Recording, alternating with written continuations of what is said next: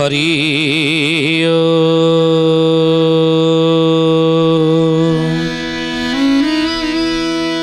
ओम भूर्भुवः स्वः तत्सवितुर्वरेण्यं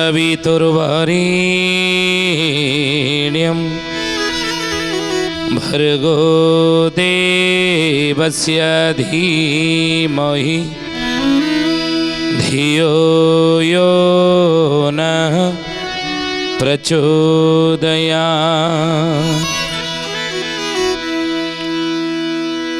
ध्यानमूलं गुरुर्मूर्ति पूजामूलं गुरुर्पदं मंत्रमूलं गुरुर्वाक्यं मोक्षमूलं गुरुकृपा मोक्षं मूलं गुरुकृपा। बोलिए महापुरुष अच्युतानंद जी की शुद्धि जानी ज्ञानी गुणी मंडली। आज अध्याय आलोचना को आपण स्वागत जनाऊँ। आज मालिका वचन आलोचना आम आलोचना करने जाऊँचे महापुरुष हाड़ीदासंकर मालिका चौतीसा भविष्यत मालिका चौतीसा अनुप्रास गोटे अक्षर आरंभ हो गोटे अक्षर शेष हो एवं आलोचना शेष जड़े भक्तर ना कहबू किए से भक्त कौन तार ना कौट तार जन्म हो लिखिले महापुरुष हाड़ीदास कौन कहले दिनो दिन महाप्रबल कड़ी घोड़ होइब दिवसे अकाल कुहुड़ी बड़ी माड़ी आसीब दिवसे अकाल कुहुड़ी बड़ी माड़ी आसीब दिवसे अकाल कुहुड़ी बड़ी माड़ी आसीब। दरे आगे लिखिले दिनु दिन महाप्रबल कलिगोल हब हे मैत्रे नीलाद्री नंद कलिगोल दिनकू दिन जोर हे आद्य कली बुझिले कलिर चारोटी स्तर रही बाल्यावस्था किशोर अवस्था युवावस्था एवं वृद्धावस्था ये चारिटा अवस्था कलिजुगर रही तेणु कलिजुगर शेष अवस्था जो आसब शेष बेल से कौन हे दिनु दिन महाप्रबल कलिगोल होइब जोरे कलिगोल संसार देखादेव सांप्रदायिक भेदभाव जोर देखादेव नहीं धार्मिक भेदभाव जोर देखादेव ये जोरे कलिगोल संसार हेब दिवसे अकाल कुहुड़ी बड़ी मारी आसीब दिन 12टा गोटाए जाके कुहुड़ी संसार घोटिकी रहिब लोक माने देखिबे द गला दिल्ली भली सहर आपण जानतु इति प्रदूषित से कुहुड़ी भली मध्य भ्रम सृष्टि कर दिए इति प्रदूषित सेठारे दिल्ली सहर जी जानवे जे दिन बेला मध्य कुहुड़ीर भ्रम सृष्टि कर दिए तेणु दिवसे अकाल कुहुड़ी अकाल काल नुह दिवसे अकाल कुहुड़ी जो ऋतु आसवा कथा से ऋतु कुहुड़ी आसवा नहीं अन्य ऋतु आसब बोली महापुरुष मालिकार लिखिले द गला या पर को अक्षर आसूची ध संसार कौन हम धरे कौन लिखिले हाड़ीदास ना धंदी हे लोक मरिबे धर्म होइब नष्ट धूमौ देव शून्यरु घोर नाम प्रकट धूमौ देव शून्यरु घोर नाम प्रकट धूमौ देव शून्यरु घोर नाम प्रकट। कलिजुगर लोक माने धंदी हे मरिबे धर्म नष्ट हेब धंदी हे सब मरुचे विभिन्न प्रकार कार्य व्यस्त रोचे सकाळ बिछणारू उठुचे राति शोचे 12टा गोटाए बेले पुणी राति 3टार उठुचे जे चिंता करचे समय नहीं टे भगवत चिंता करने नहीं पैसा पछरे रोजगार पछरे खाली गोड़े घरे आपण भागवत सप्ताह बसई थे साई पड़िशार जी डाकिया निमंत्रण कर भागवत बसी आटे जी 7 दिन जो दिन 6 दिन बीतीज कहीं आसबे 7 दिन जो दिन से दिन साड़ी पड़िशा कहे आज भागवत बढ़ुची टे तो 6 दिन आसने टे जमी जी कहीं खाया पीया अच्छी ନା କେତେବେଳେ ନା 9ଟା ବେଳେ। ଆମେ 9ଟା ବେଳେ ଯିବୁ ନାହିଁ, ଆଉ ଟିକେ ଆଗରୁ ଯାଉନ। ଜଞ୍ଜାଳ, ଛୁଆ ପିଲା ଜଞ୍ଜାଳ, ରୋଷେଇବାସ ଜଞ୍ଜାଳ ଏବଂ ଗାଈ ଜଞ୍ଜାଳ, ଗାଈ ଗୁହାଳ ଜଞ୍ଜାଳ, ଏସବୁ ଜଞ୍ଜାଳ ଭିତରେ ପଡ଼ିଛି ନାଇଁ। ତେଣୁ ଧନ୍ଦି ହେଇ ମରିବେ ବରଂ ସଂସାର ଜଞ୍ଜାଳରେ, ଧର୍ମ ନଷ୍ଟ ହେବ, ଧର୍ମ କାର୍ଯ୍ୟରେ ମନ ବଳିବେନି ନାଇଁ। ଧର୍ମ ହୋଇବ ନଷ୍ଟ। କଳିକଜିଆ ଝଗଡ଼ା କାହା ଘରେ ହଉ ତ ଡକାଡକି ହେଇ ଆସିବି ତମକୁ ଡାକିଥିଲେ ନା, ନିମନ୍ତ୍ରଣ କରିଥିଲେ ନା, ଡାକିନାହାନ୍ତି, କେମିତି ଆଇଛ? ତେଣୁ ମହାପୁରୁଷ ଏଇ କଥା ଲେଖିଲେ।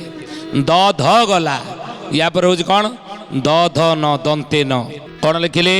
ନିଚ ଲୋକ ଉଚ୍ଚ ହୋଇବେ ନାମ ଟେକ ଦେଖାଇ, ନିଗମ ବଚନ ନିନ୍ଦିବେ କହୁଥିବେ ବଢ଼ାଇ। ନିଗମ ବଚନ ନିନ୍ଦିବେ କହୁଥିବେ ବଢ଼ାଇ, ନିଗମ ବଚନ ନିନ୍ଦିବେ କହୁଥିବେ ବଢ଼ାଇ। ନରେ ଲେଖିଲେ ହାରିଦାସ, ପଦ ପଦବୀ ପ୍ରତିଷ୍ଠା ନା, ୟାକୁ ନେଇକି ଆଜି କଳିଯୁଗର ଲୋକ ବଡ଼ ସାନ ହେବେ, କିନ୍ତୁ ଆଗରୁ ସେଇଆ ନଥିଲା। କିନ୍ତୁ ବର୍ତ୍ତମାନ ସମାଜରେ ବଡ଼ ସାନ କି ନା, ମହାପୁରୁଷ କହିଲେ କିଛି ବାଛ ବିଚାର ରହିବ ନାହିଁ ନାଇଁ। କୈବଲ୍ୟ ଭୋଲିଣ ଅନ୍ନ ମଣ୍ଡଳୀ କରିବେ, ଅର୍ଣ୍ଣ ମଣ୍ଡଳୀ କରିବେ, ସମସ୍ତଙ୍କ ମୁଖ ସରବେ ଭକ୍ଷଣ କରିବେ, ସର୍ବେ ଭକ୍ଷଣ କରିବେ। ଏକ ମୁଖରୁ ଅପର କରୁଥିବ ଗ୍ରାସ, ବାବୁ କରୁଥିବ ଗ୍ରାସ, ଗଞ୍ଜାଇ ଖାଇଣ ଖାଲି ବୋଲାଇବେ ଦାସ, ବାବୁ ବୋଲାଇବେ ଦାସ। ମହାପୁରୁଷ ଏଇ କଥା ଲେଖିଛନ୍ତି ମାଳିକାରେ, ବୁଝିଲେ। ନିଚ ଲୋକ ଉଚ୍ଚ ହୋଇବେ ନାମ ଆଉ ଟେକ ଯୋଗୁଁ।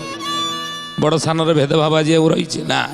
ବୋଲି ମହାପୁରୁଷ ହାଡ଼ିଦାସ ଶିଖେଇ ଜ୍ଞାନୀ ଗୁଣୀ ମଣ୍ଡଳୀ ସୁଥି ଜାନେ। ନିଚ ଲୋକ ଉଚ୍ଚ ହୋଇବେ ନାମ ଟେକ ଦେଖାଇ, ନିଗମ ବଚନ ନିନ୍ଦିବେ କହୁଥିବେ ବଢ଼ାଇ। ନା ନିଗମ ବୋଲି ଯାକୁ କହି ମହାଶୂନ୍ୟଟି ସେ ଅଟଇ। ଗୋବିନ୍ଦ ଗୋବିନ୍ଦ ଗୋବିନ୍ଦ ମଧୁ ଗଡ଼ୁଛି ମକରନ୍ଦ, ବେଦ ଯହିଁକି ନ ଗମିଲା ତେଣୁ ନିଗମ ନାମ ହେଲା। ଗୋବିନ୍ଦ ଗୋବିନ୍ଦ ଗୋବିନ୍ଦ ମଧୁ ଗଡ଼ୁଛି ମକରନ୍ଦ। ବେଦକୁ ନିଗମ ବୋଲି କହନ୍ତି, କାହିଁକି ନା ମହାଶୂନ୍ୟ ପର୍ଯ୍ୟନ୍ତ ବେଦ ପହଞ୍ଚି ପାରିଲା ନାହିଁ ଭଗବାନଙ୍କ ପର୍ଯ୍ୟନ୍ତ ବୋଲି ବେଦକୁ ନିଗମ ବୋଲି କୁହାଯାଏ ନାଇଁ। ତେଣୁ ମହାପୁରୁଷ କହିଲେ ନିଗମ ବଚନ ନିନ୍ଦିବେ କହୁଥିବେ ବଢ଼ାଇ। ନିଗମ କହିଲେ ବେଦ ଶାସ୍ତ୍ର ପୁରାଣକୁ କଳିଯୁଗର ଲୋକମାନେ ନିନ୍ଦା କରିବେ। କଳିଯୁଗର ଲୋକମାନେ ନିନ୍ଦା କରିବେ, ପୁରୁଣା କାଳିଆ କଥା, ଇଏ ଯୁଗ କୋଉଠି ହେଲାଣି ଆଙ୍କର ମୁଗ ଉପରେ ସନ୍ନି, ଏଭଳି କଥା କଳିଯୁଗର ଲୋକମାନେ କହିବେ। ଆଜି କ'ଣ ହଉନି? ଜ୍ଞାନକୁ କାହାର ଖାତିରି ନଥିବ ପଡ଼ିବ ବିଜ୍ଞାନ ଭାଉ, ଚନ୍ଦ୍ରମଣ୍ଡଳରେ ଲୋକେ ପଶିଯିବେ ଥୋକେ ହେବେ ହାଉ ହାଉ। ଜୟ ଜଗନ୍ନାଥ ପତିତ ପାବନ ଓଡ଼ିଶା ବଡ଼ ଠାକୁର, କଳ୍ପବଟବାସୀ ପ୍ରଭୁ ବ୍ରହ୍ମରାଶି କଳି କଳୁଷ ନାଶନ। କଳିଯୁଗର ମଣିଷ ଦିନେ ବିଜ୍ଞାନର ଦ୍ୱାରା ଚନ୍ଦ୍ରମଣ୍ଡଳ ଦିନେ ପଶିଯିବ। ଜ୍ଞାନକୁ କାହାର ଖାତିରି ନଥିବ ବଢ଼ିବ ବିଜ୍ଞାନ ଭାଉ। ଏତେ ବିଜ୍ଞାନର ଭାଉ ବଢ଼ିଯିବ ଯେ କଳିଯୁଗ ଲୋକମାନେ ଜ୍ଞାନକୁ ଆଉ ଖାତିରି କରିବେ ନାହିଁ। ଆଉ ଯେତେବେଳେ କି ଚନ୍ଦ୍ରମଣ୍ଡଳରେ ଲୋକେ ପଶିଯିବେ, ଦିନେ ଚନ୍ଦ୍ର ପୃଷ୍ଠରେ ମଣିଷ ଯାଇକି ପଶିକି ଘର ତିଆରି କରି ରହିବାର ସ୍ୱପ୍ନ ଦେଖିବ ବୋଲି ଦେଖନ୍ତୁ 600 ବର୍ଷ ତଳେ ଲେଖା ଅଛି ଏ କଥା। କି କଥା, କେତେ ଦିବ୍ୟ ଦୃଷ୍ଟି ଦେଖନ୍ତୁ। କେତେବେଳେ ପଶିବେ ନା ରମଣୀ ହାତରେ ଥିବ ଶାସନ, ରମଣୀ ହାତରେ ଥିବ ଶାସନ, ଚନ୍ଦ୍ର ପରେ ଯିବ କ୍ଷେପଣ ଯାନ, ଚନ୍ଦ୍ର ପରେ ଯିବ କ୍ଷେପଣ ଯାନ, ହଇଚଇ ପଡ଼ିଯିବ ଶୟଳେ, ହଇଚଇ ପଡ଼ିଯିବ ଶୟଳେ, ଜନେ ବଢୁଥିବେ ଅତି ଗହଳେ। ଜନେ ବଢୁଥିବେ ଅତି ଗହଳେ। କହିଲେ ଯେତେବେଳେ ରମଣୀ ହାତରେ ଥିବ ଶାସନ, ଭାରତର ଏଇନା ରାଷ୍ଟ୍ରପତି କିଏ, ପୁରୁଷ ନା ନାରୀ?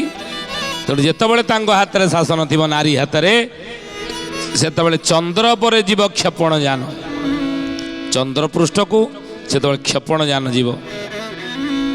ଚନ୍ଦ୍ରଯାନ 3 ଗଲା ନାଇଁ ତେଣୁ ମହାପୁରୁଷ ସେତେବେଳେ କହିଲେ ହଇଚଇ ପଡ଼ିଯିବ ଶୟଳି ସାରା ସଂସାର ହଇଚଇ ପଡ଼ିବ କାହିଁକି ନା ଜନେ ବଢ଼ୁଥିବେ ଅତି ଗହଳି ଚନ୍ଦ୍ରପୃଷ୍ଠକୁ ଯାଇଛି ଚନ୍ଦ୍ରଯାନ 3 ସାରା ସଂସାରବାସୀ ମାନେ ଚକିତ ନା ଆଉ ଭାରତ ପଠେଇ ଚନ୍ଦ୍ରଯାନ 3 ହଇଚଇ ପଡ଼ିଗଲା ସେତେବେଳେ ଜନେ ବଢ଼ୁଥିବେ ଅତି ଗହଳି ସାରା ବିଶ୍ୱରେ ଜନସଂଖ୍ୟା ବହୁଳତା ଦୃଷ୍ଟିରୁ ଚୀନ ଥିଲା ପ୍ରଥମ ହେ ଜ୍ଞାନୀ ଗୁଣୀ ମଣ୍ଡଳୀ ବର୍ତ୍ତମାନ ସମୟରେ ସାରା ବିଶ୍ୱରେ ଜନସଂଖ୍ୟା ବହୁଳତା ଦୃଷ୍ଟିରୁ ଭାରତ ଆମର ହେଉଛି ପ୍ରଥମ ବର୍ତ୍ତମାନ ଚାଇନାକୁ ମଧ୍ୟ ଭାରତ ଟପି ଯାଇଛି ଜନେ ବଢ଼ୁଥିବେ ଅତି ଗହଳି ସେତେବେଳେ ଚନ୍ଦ୍ରପୃଷ୍ଠକୁ ମଣିଷ ଯାଇକି ପହଞ୍ଚିବ ଚନ୍ଦ୍ରଯାନ ଯିବ ଆଉ ସେଇଥିପାଇଁ ମହାପୁରୁଷ କହିଲେ ଜ୍ଞାନକୁ କାହାର ଖାତିର ନଥିବ ବଢ଼ିବ ବିଜ୍ଞାନ ଜ୍ଞାନକୁ ଲୋକ ଖାତିର କରିବେନି ନିଗମ ବଚନ ନିନ୍ଦିବେ କହୁଥିବେ ବଢ଼ାଇ ଦ ଧ ନ ଗଲା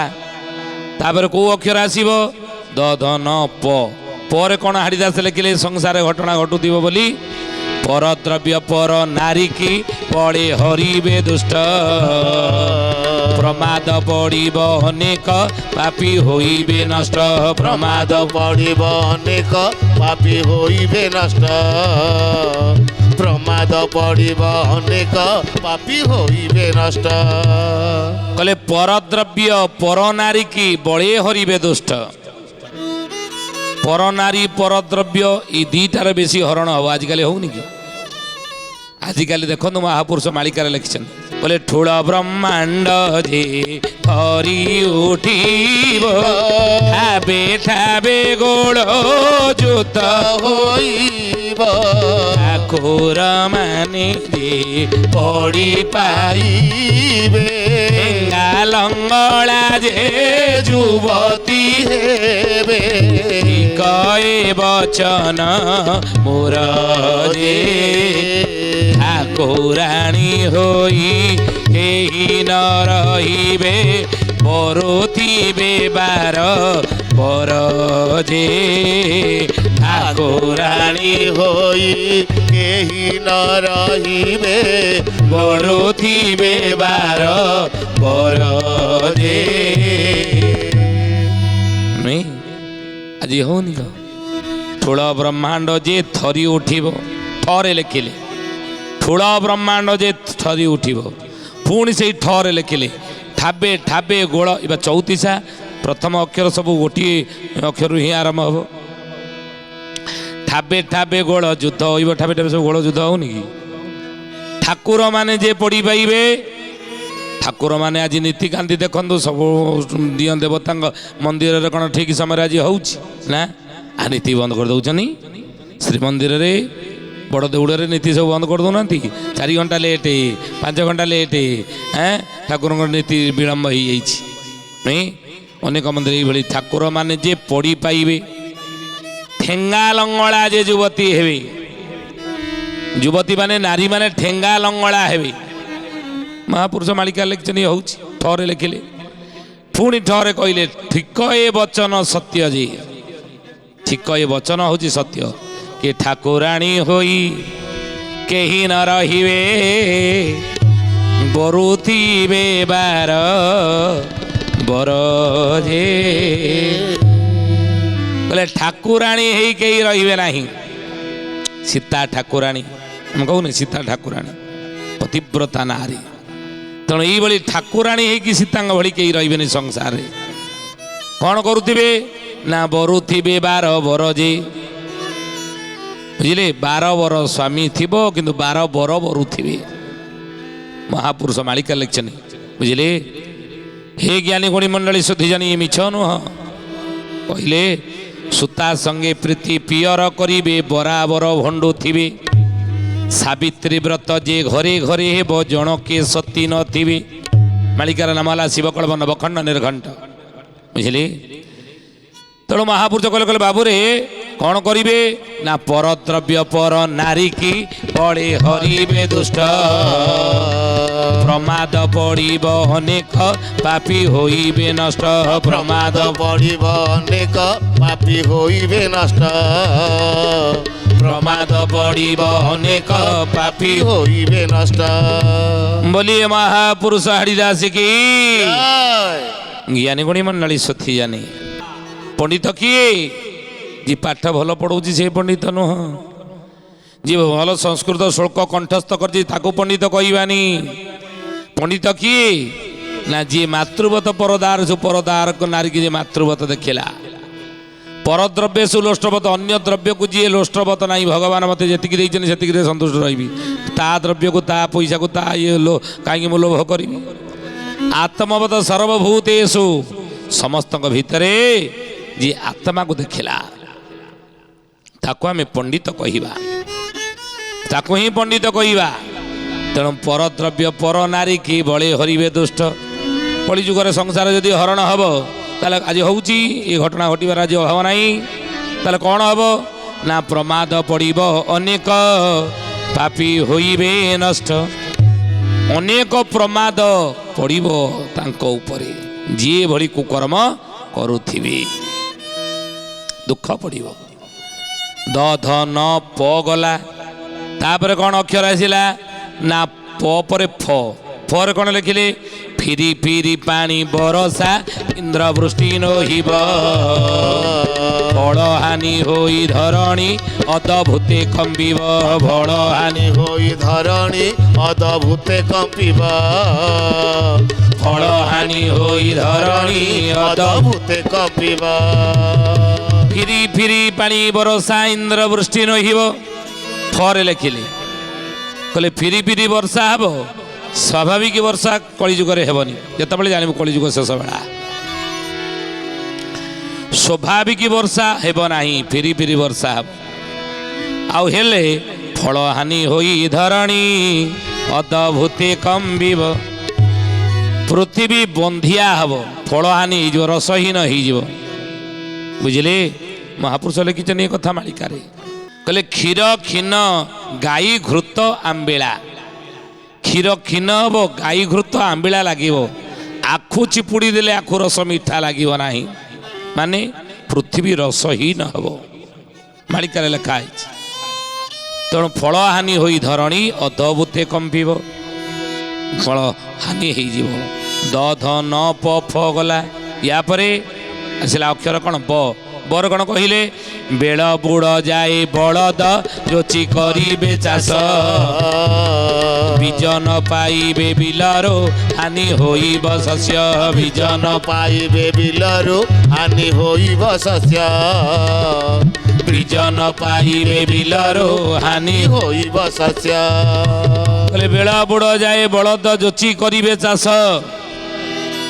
आपण जदि क्या कहते आगु 50-60 वर्ष तलू जा हल लंगल जीवन चाष करुले बलद जोचिकी सूर्यास्त होता चाष बंद करदे विधि निषेध आउ चाष करहबनी किंतु जितेबाला आप देखिए आजिकार समय जदि क्या कहते ये आम बिलर टे हल बुले दिंतनी ना ना मोर 4 दिन पर्यटन प्याक मोटे फांका ना ना दिन फांका ना राति फांका ना राति आम कियारे बुले देवु ट्राक्टर नहीं तेणु बेल बुड़ जाए बलद जोची करिबे चाष पुणी से बर लिखिले बीजन पाइबे बिलरो हानि होइब शस्य विहन तो पाइबे नहीं बुझिले जहाँ बुणी थे से विहन पाइबे नहीं गजा मरुड़ी हो द ध न प फ गला ब प फ ब गला या पर ब परे भ भरे कौन कहले भूमि हत पात होइब 10 दिग अंधार भणिले आगत भविष्य आड़ीदास कमार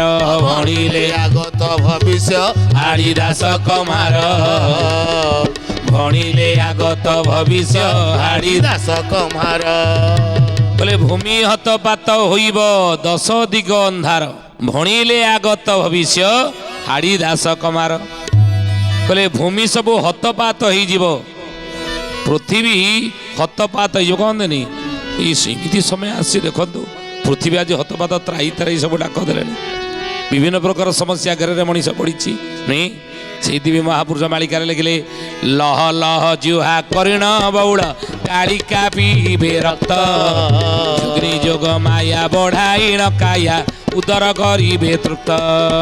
ଜୟ ଜଗନ୍ନାଥ ପତିତ ପାବନ ଓଡ଼ିଶା ବଡ଼ ଠାକୁର କଳ୍ପବଟବାସୀ ପ୍ରଭୁ ବ୍ରହ୍ମ ରାଶି କଳି କଳୁଷ ନାଶନ।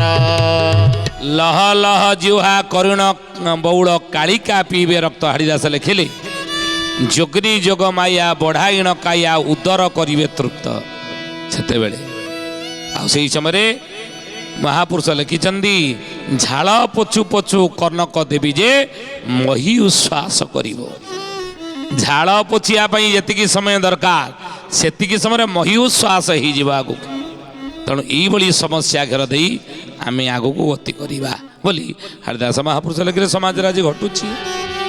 ତେଣୁ ହେଇ ଜ୍ଞାନୀ ଗୁଣୀ ମଣ୍ଡଳୀ ଭଲ ବାଟକୁ ଆସିବା, ନୀତି ବାଟକୁ ଆସନ୍ତୁ, ଘରକୁ ମନ୍ଦିର କରନ୍ତୁ, ପରିବାରକୁ ସ୍ୱର୍ଗ କରନ୍ତୁ, ପିଲାମାନଙ୍କୁ ସଂସ୍କାର ଦିଅନ୍ତୁ, ଘରରେ ଏକ ଆଧ୍ୟାତ୍ମିକ ପରିବେଶ ପରିବାର ସୃଷ୍ଟି କରନ୍ତୁ, ଗୁରୁ ଗୁରୁଜନମାନଙ୍କୁ ସମ୍ମାନ କରନ୍ତୁ, ତୁଳସୀ ମୂଳରେ ସୂର୍ଯ୍ୟଙ୍କୁ ଜଳଦାନ କରନ୍ତୁ।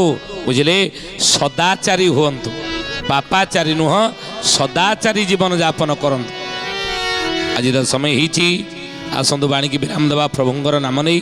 କିନ୍ତୁ ତାପରୁ ଜଣେ ଭକ୍ତର ନାଁ କହିବା। କେଳୁପଡ଼ା ଗ୍ରାମେ ବାଉରୀ ତା ନାମ ପାରାଦୀପ ଦଇତାରୀ ଏକାକ୍ଷର ଭଗତ ପରତେ ହୋଇବେ ବାର କଳା ନେବେ ବାରି ବାର କଳା ନେବେ ବାରି ହେ ସୁଜନେ ବାର କଳା ନେବେ ବାରି ବାର କଳା ନେବେ ବାରି ହେ ସୁଜନେ ବାର କଳା ନେବେ ବାରି। କେଳୁପଡ଼ା ଗ୍ରାମରେ ବାଉରୀ ନାମରେ ଜଣେ ଭକ୍ତ, ପାରାଦୀପରେ ଦଇତାରୀ ନାମରେ ଜଣେ ଭକ୍ତ, ଏକାକ୍ଷର ଭକ୍ତ ଜନ୍ମ ହେଇଥିବେ ବୋଲି ଅଚ୍ୟୁତାନନ୍ଦ ମହାପୁରୁଷ ମାଳିକା ଶାସ୍ତ୍ରରେ ଭକ୍ତ ତାଲିକାରେ ନାଁ ଲେଖିଦେଲେ। ସୁଧେୟା ନେଇ ଜ୍ଞାନୀ ଗୁଣୀ ମଣ୍ଡଳୀ, ଏ ଭକ୍ତର ନାଁ ଆମେ କହିଲୁ ଆପଣମାନେ ଠାବ କରିବେ। ଆଜି ତ ସମୟ ହେଇଛି, ଆସନ୍ତୁ ବାଣୀକି ବିରାମ ଦେବା ପ୍ରଭୁଙ୍କର ନାମ ନେଇ। ହରି ହରି ଘୋଷା ପାପ ତାପ ନାଶ ଶରଣ ସରୋଜ ପାଦେ ଶରଣ ସରୋଜ ପାଦେ ଏଥୁ ବଳି ଭାବ ଆଉ ନ ମିଳିବ ନ ମିଳନ୍ତି ହରି ବେଦେ ନ ମିଳନ୍ତି ହରି ବେଦେ।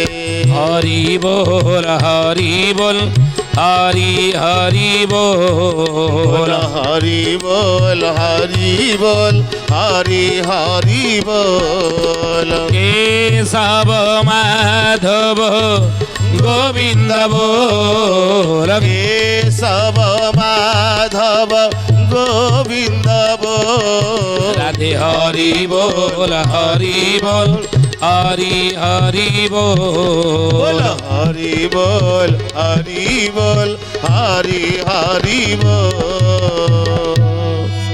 ସୁଧେୟାନୀ ଆଜି ପାଇଁ ଆସନ୍ତୁ ବାଣୀକି ଏଠାରେ ବିରାମ ଦେବା, ପୁଣି ଆସନ୍ତା ଅଧ୍ୟାୟରେ ଭେଟ ହେବା। ରହୁଛୁ ହରିଓମ୍ ଶାନ୍ତି ଶାନ୍ତି ଶାନ୍ତି ସର୍ବାରିଷ୍ଟ ସୁଶାନ୍ତିରେ ଭବତୁ। ପ୍ରାର୍ଥନା ଆମ ଆନନ୍ଦର ଉତ୍ସ।